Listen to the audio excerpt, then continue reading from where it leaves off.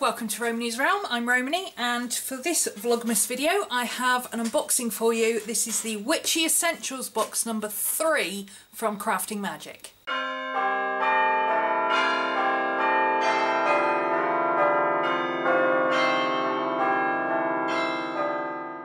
Right, so let's get in here and see what we have. Here's our paper. Well, lip balm kit, that sounds fun. Ooh, and a diary. Ooh, ooh, it's nice. It's got a, I like the design. Look at that.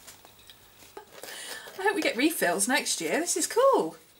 I should be using this for my handbag diary. That solves the problem of what I'm going to carry with me for appointments and things. I like it. Okay, let's move on. So, what have we got in this month's Essentials box?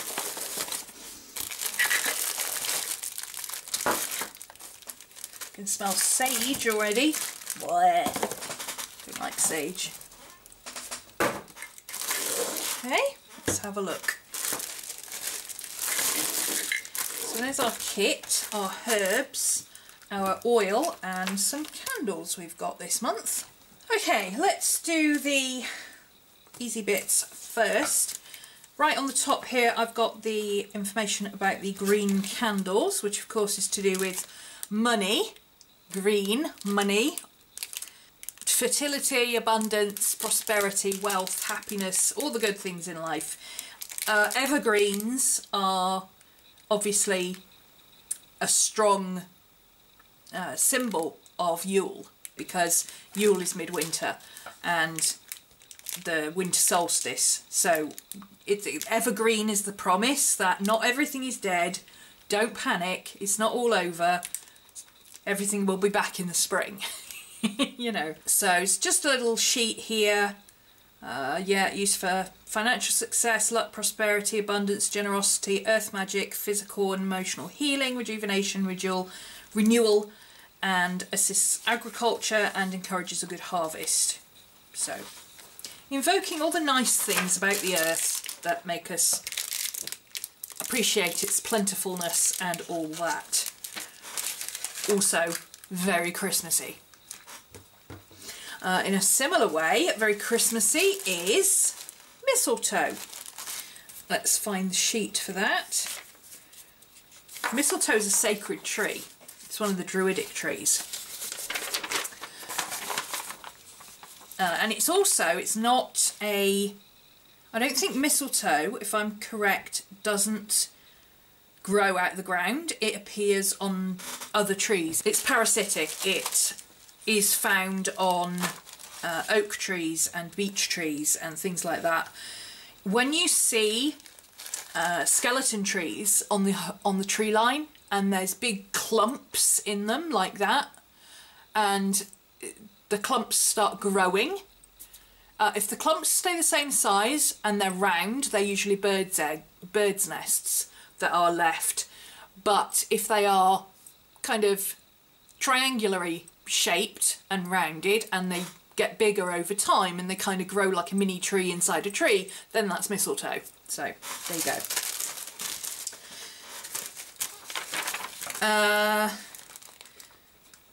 Many myths. The Druids revered mistletoe as the holiest of holies. So it's not just a tree of the Druids, it's the tree of the Druids. Deemed especially sacred when it appears on an oak tree. Branches of mistletoe were hung from ceilings to ward off evil spirits, and in Europe they were placed over house and stable doors to prevent the entrance of witches, which I'm sure worked. Medicinal uses. Used to combat high blood pressure and regulate heartbeats. I know it's a narcotic, so presumably that's why it says here a reputation for curing falling sickness, also known as or epilepsy as it used to be known, and convulsive disorders. So presumably that's why. Used for checking internal hemorrhage. Mistletoe is a nervine. I'm not quite sure what that means. A profound effect on the nervous system. A narcotic. No longer used externally, but according to old sources it can be used as a plaster and applied to hardened swellings and tumours. It can be used as creams and pastes to soothe skin and is good for psoriasis and anti-dandruff. Another extreme warning on this one, presumably because of the blood pressure thing. Do not use this while pregnant. Presumably do not use it if you have low blood pressure either, but low blood pressure is quite rare. But low blood pressure, and do not use it while pregnant. Extreme caution on that one. Magical uses. So it's a protective herb, again evergreen in that it grows during the winter, flourishes during the winter and goes dormant during the summer. So connected to your green candles for fortune, health, wealth, fertility, warding off evil spirits and all that kind of thing, used in amulets, sacred herb of the winter solstice, signifying transformation, carry or wear it to aid in conception, protection against lightning, fires and misfortune, burn to banish evil, place it at the head of the bed to give a restful night of sleep. So there you go, that's an interesting one on mistletoe. It's not quite such a...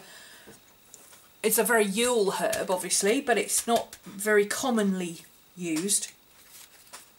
Almond oil, sweet almond oil. Almond oil is a nut oil, obviously. Almonds are nuts. Most nuts are masculine, as it says here. And it's associated with Mercury and the air element. It's a carrier oil for other oils. So this is... It's one of those that are rich in vitamin E, so it soaks into the skin very well. And it's also, you know when they talk about anti-aging creams and they've got ileolilic or oleolilic or dingle-dangle-lilic, it all ends in ick, creams and things in them, or ingredients. They're nearly all in this. It's good for the skin. It's right up there with coconut oil, so it's very good for massaging into the skin particularly, and also for beauty products. It's also very cheap to produce because almonds can be grown anywhere.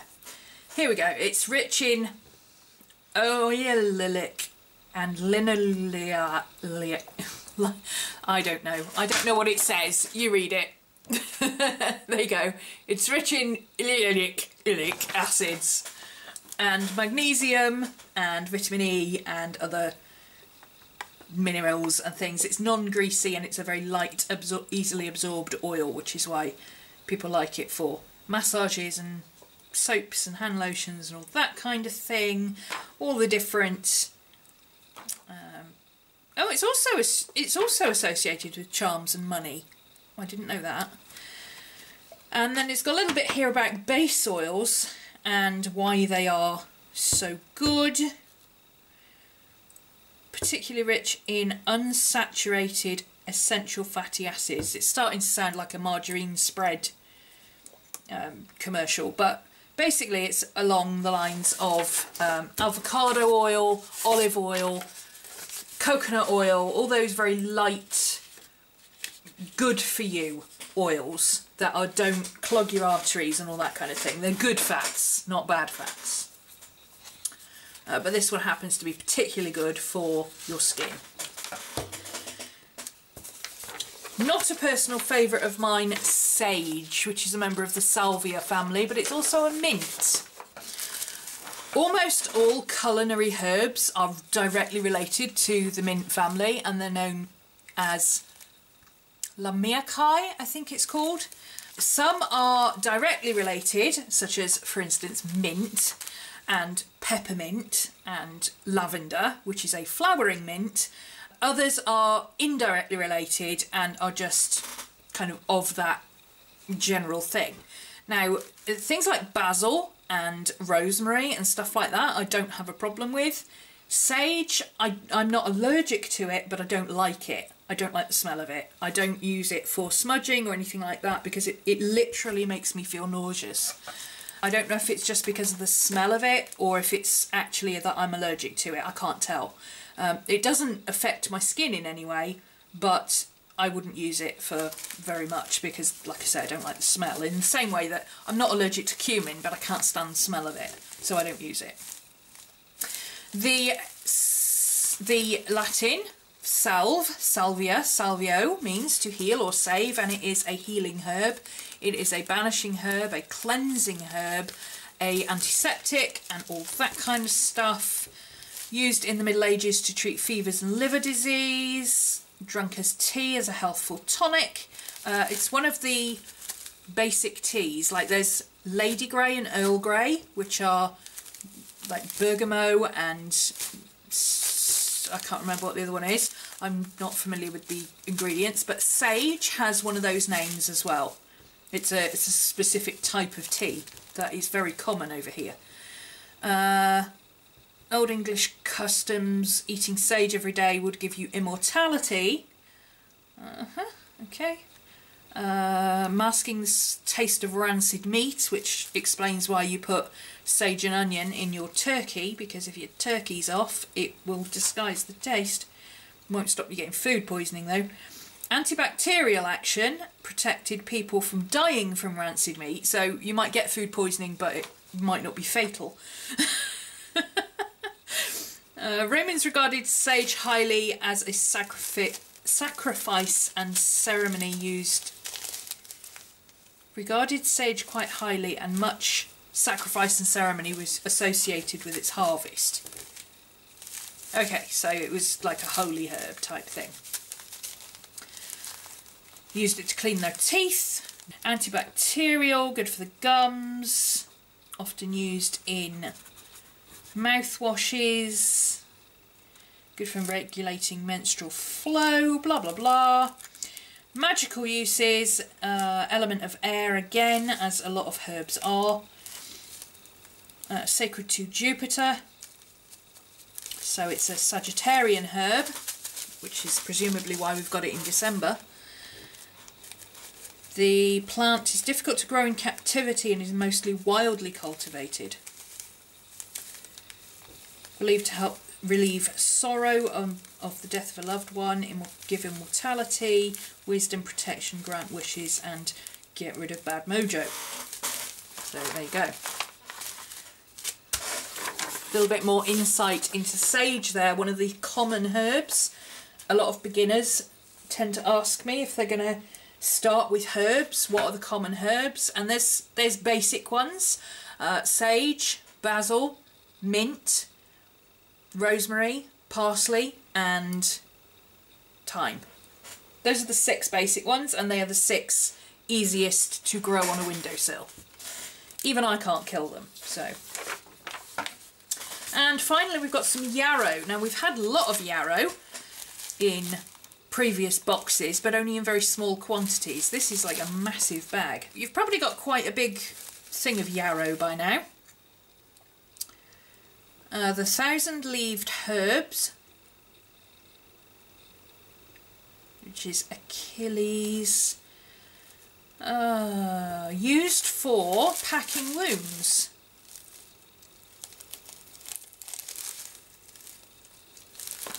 A very old herb, known to be found 60,000 years or more ago in the Neanderthal era. Medicinally, it's an antioxidant. Yarrow tea should be given at the first sign of a cold or flu. Oh, I didn't know that. Tells you how to make a tea from it. Ointments and oils made with yarrow are anti-inflammatory and can be used for mild abrasions and bruises, arthritis, muscle aches, etc. Combined with other herbs. Yeah, it's just a general all-round, I feel a bit icky, what can I do? Oh, I'll have some yarrow. Magical uses, divination, prophetic dreams, increasing psychic abilities, focusing the mind, psychic communication.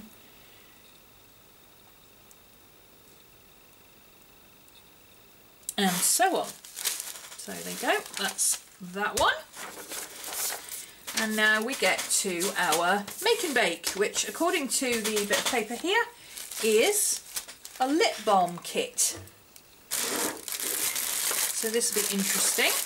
Lots of bits and pieces involved in this. I've got something stuck to the bag and I can smell orange. Oh, where's the orange? Oh, that's orange. There we go. Coconut oil, cocoa butter, vitamin E capsules and 2 little doohickeys for putting your stuff in. Very nice. Now, looking at that, there's more quantity of this than there is of these, so I'm going to go out on a limb and say you could make several of these out of the contents of that. So, let's have a look. Making your own lip balm. Oh right, okay, so peppermint lip balm, this says, 6 drops of peppermint oil. Thank you, Terry. He's obviously sent me the orange oil instead of the peppermint, which is nice because I love orange. Very nice. 2 vitamin E capsules, cocoa butter, coconut oil. Oh, we got to cook this one. That'll be fun. Presumably because you have to melt the cocoa butter. You can melt coconut oil at room temperature usually. It doesn't always, but normally if I need to melt my jar of coconut oil, I just put it on top of the radiator upside down for a few minutes and it dissolves into like watery liquid. But cocoa, I keep going to say cacao because I had cacao earlier. Cocoa butter is quite hard. It's very, very firm, so this would need melting, which means is by you're applying heat. So mix it all together, heat it up, add the essential oils, put in your vitamin E and ta-da! Let it set. So that should be nice and easy. I can't imagine that being difficult in any way, and we have a lot of this. It only needs 1 teaspoon of each. Oh no, 1 tablespoon. A tablespoon? That's a huge amount. That is the whole bottle, but that whole bottle wouldn't fit into those 2 jars. So I might have to fiddle that a little bit. I might just wing it and ignore the... an awful lot of this stuff is, although it gives you a guide, it's like recipes. If you substitute ingredients, things will happen and you may have to add a little bit or take a bit away. You know, your particular oven might cook a bit faster than others, so you have to adjust the heat, or your particular brand of oil is a bit thinner and runnier than what they suggest, so you have to, you know, use a bit less of it or whatever. The same goes for these make and bakes, so experiment with it. Use this as a guide, but if it doesn't look right or it doesn't feel right, or you're thinking, no, I don't think this is going to set, then, you know, by all means add a little bit more of the cocoa butter is what will cause it to set at room temperature, and the coconut oil is what will cause it to redissolve. So a little bit more of the cocoa butter if you think it looks like it's not going to set, it's a bit too runny, just reheat it, add a bit more cocoa butter, leave it to set again. If you think it's going to be too thick and you can't even stir it and you know that by the time you have let it cool it's going to be solid as a rock, add a bit more coconut oil. So it's a balancing act, you've got to tweak the recipes a little bit. And then you've got your vitamin E capsules in there. Pour into the pots and leave it to set. Okay, I think I can do that. So we will do that as a make and bake very soon, I promise. I have lots of Vlogmas videos to do, so we are going to make this fairly quickly. I'm not convinced about the tablespoon proportions. I wonder if that's supposed to be dessert spoon rather than tablespoon, because tablespoon is huge, it's like this. I might have to double check that with Terry just to be completely sure which is which.